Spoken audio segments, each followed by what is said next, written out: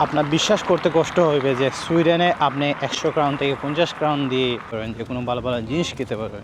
এই জিনিস বিশ্বাস করতে কষ্ট হইবে। সো সম্পূর্ণ ভিডিও দেখলে বুঝতে পারবেন। আসসালামু আলাইকুম ভাই বেস, welcome to back another brand new video. আশা করি যে যেখানে আছেন ভালো আছেন, সুস্থ আছেন। আলহামদুলিল্লাহ আমি ভালো আছি। এটা হলো কুনেস করবা। আর পিছনে যে শপ দেখতেছেন ওইটা হলো সবচেয়ে বড় ইলেকট্রনিকের দোকান, যেখানে সুইডেন ওয়েদারটা কিন্তু অনেক জুস।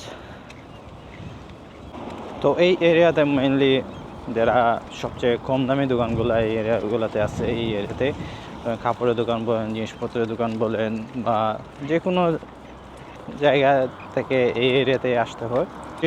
আপনি নতুন আসেন তো এই এরিয়াতে আপনি আসবেন, চিনবেন। আর যদি সুইডেন থাকেন তাহলে অবশ্যই এই এরিয়াটা আপনি অবশ্যই চিনেন। সো এই এরিয়াতে মেইনলি সব ধরনের দোকানগুলো পাওয়া যায়, খাবার দোকান থেকে শুরু করে ফার্নিচারের দোকান সবগুলো পাওয়া যায়। কিন্তু সুইডেনে এটা আপনারা জানেন যে সুইডেন খুবই এক্সপেন্সিভ, সব জিনিসপত্রের দাম বেশি। কিন্তু তারপরেও কিছু কিছু জায়গা আছে, কিছু কিছু দোকান আছে যেগুলাতে আপনি একদম সস্তা জিনিসপত্র পাওয়া যায়। আর নতুন আসলে আসলে এইগুলা জানা যায় না, কিন্তু এগুলা জানা যায়।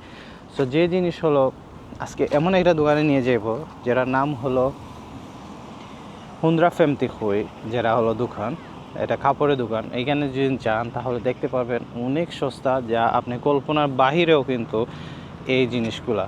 আর এই এরিয়াতে বিভিন্ন দোকান আছে, সস্তা পাওয়া যায়। সো আমরা বাংলাদেশি হিসাবে আমাদের সবার একটা জিনিস থাকে যে কীভাবে সস্তা জিনিস পাওয়া যায়, কীভাবে সস্তা কাপড় চোপড় কেনা যায়, সস্তা জিনিসগুলো কেনা যায়।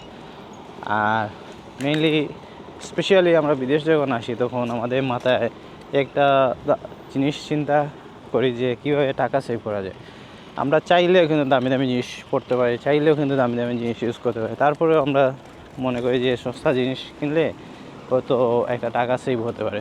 তো এই এরিয়াতে আসলে আপনি যত দোকান দেখবেন সবগুলা কিন্তু মোটামুটি সস্তা অন্যান্য দোকানগুলার সাথে যদি তুলনা করে। এইখানে পার্কিং আছে। সো সুইডেনে বেশিরভাগ মানুষই কিন্তু এই 157 থেকে যে কাপড় চোপড় কিনে। এখানে কাপড় অনেক ভালো, আগে রেগুলার ইউজ করার জন্য কিনেন তো অবশ্যই এই কাপড়গুলো অনেক ভালো, রেগুলার ইউজ করা যায়। ওই পাশে একটা খাবারের দোকান ছিল যেটাকে সিটি ক্রস বলতো, ওইটা তুলে নিছে এখান থেকে মুভ করে দিছে। ওইখানে খাবারের দোকানগুলো আছে। গোসাই যে শপ ছিল ওইটা অনেক সস্তা ছিল। আর এখানে বাচ্চাদের খেলার জায়গা আছে। আমি ওই পাশে ওই দোকানে যাইব একটা জিনিস কেনার জন্য।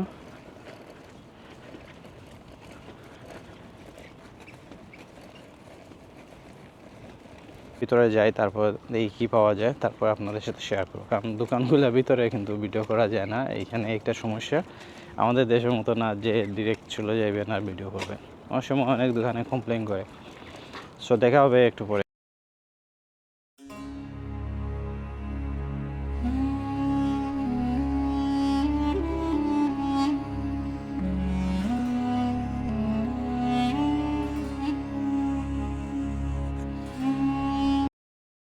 সো এই দোকানে যতগুলো জিনিস আছে সব কিন্তু অন্যান্য দোকানের চাইতে সস্তা, কিন্তু ওদের যে মেইন দোকান আছে ওইখানে গেলে মোটামুটি ভালো একটা দাম।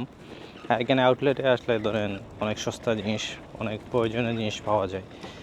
সো একটা জিনিস কিনলাম, ওটা মাত্র 100 ক্রোনের মতো, যেটা যদি আমি বাইরে কোথা থেকে যদি কিনি তাহলে ওইটা ধরেন 400 থেকে 500 ক্রোনা হইতো।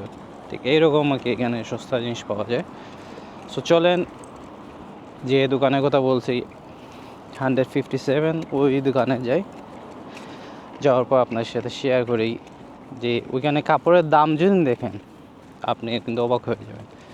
আমাদের দেশেও কিন্তু এত সস্তা কাপড় কিন্তু পাওয়া যায় না, সুইডেনে যেরকম কাপড় পাওয়া যায় সস্তা।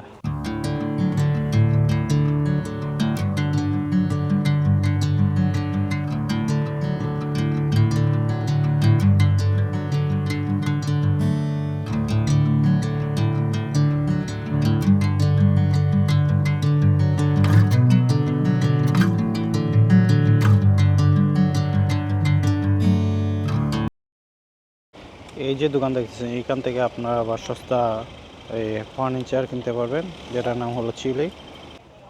সো সুইডেনে বেশিরভাগ জিনিসপত্র কিন্তু অনলাইনে মানুষ কিনে, আর অনলাইনে জিনিসগুলা ধরেন একটু বেশি সস্তা থাকে। সো আপনি যদি নতুন সুইডেন আসেন আর আপনার যদি কেনার ইচ্ছা থাকে ধরেন সস্তা জিনিস, তো অনলাইনে আগে ট্রাই করবেন, অনলাইনে দেখার চেষ্টা করবেন যে জিনিস কেনা। তারপর ধরেন আপনি যদি মনে করেন দোকানে এসে দেখবেন বা দেখে কিনবেন, তখন কিন্তু দোকানে আসতে পারেন। বাট সুইডেনে বেশিরভাগ জিনিস কিন্তু অনলাইনে কিন্তু অনেক সস্তা পাওয়া যায়।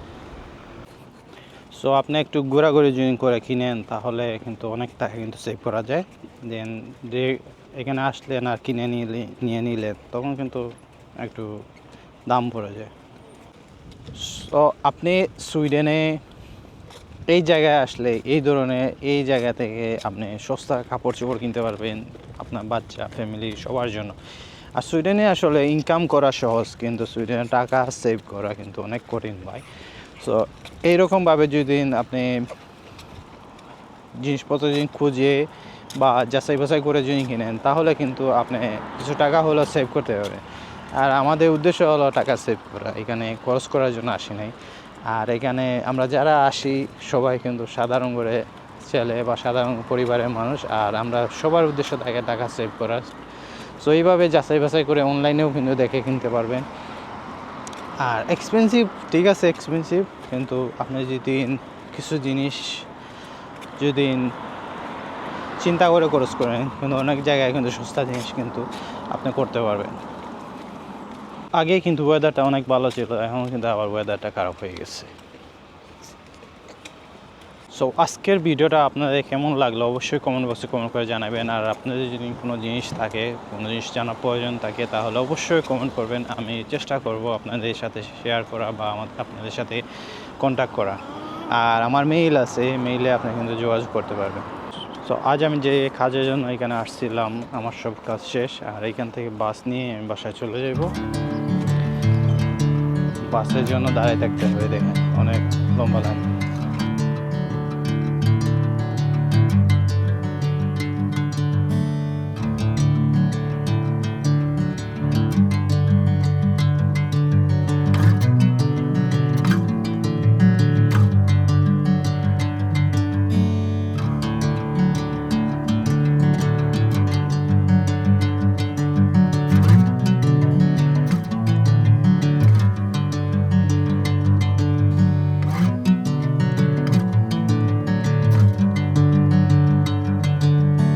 Bring me into golden sunlight. If I'm going with you, I know we'll get to the other side. Sinking in